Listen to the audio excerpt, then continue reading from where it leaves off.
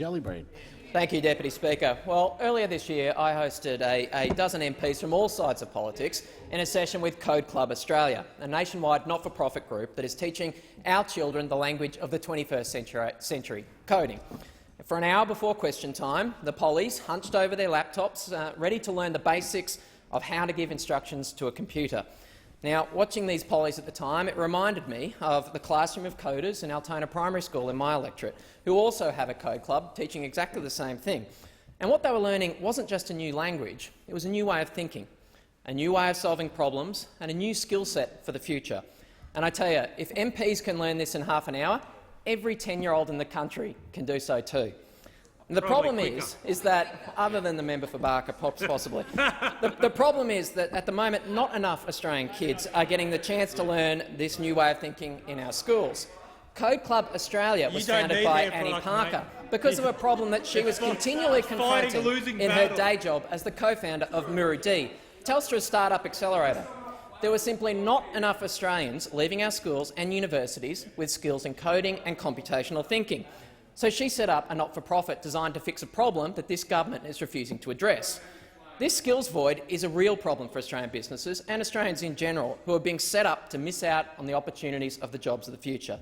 Digitalisation and connectivity means that even today, every company, no matter what the industry, must be a software company. As many have noted, software is eating the world. And understanding the basics of how to problem-solve in this new world is crucial for everyone in the workforce, even if they never write a line of code themselves. The rest of the world is already getting this message. Over 12 European countries already have coding as part of their school curriculum, with another 7 countries, including Singapore and New Zealand, in the process of implementing it.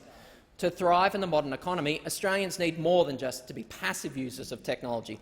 They need to understand how to use technology to innovate.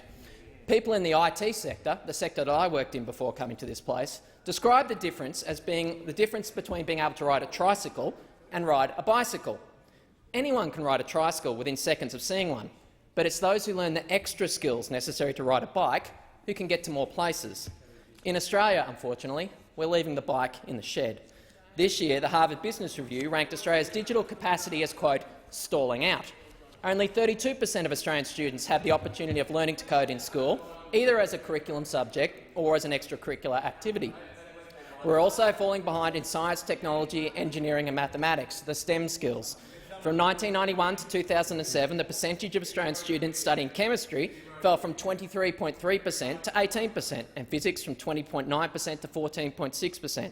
The numbers of students studying tertiary ICT courses have plummeted, falling by 52% in the decade from 2003 to 2013. The percentage of students in tertiary mathematics degrees in Australia is just 0.5%, less than half of the OECD average.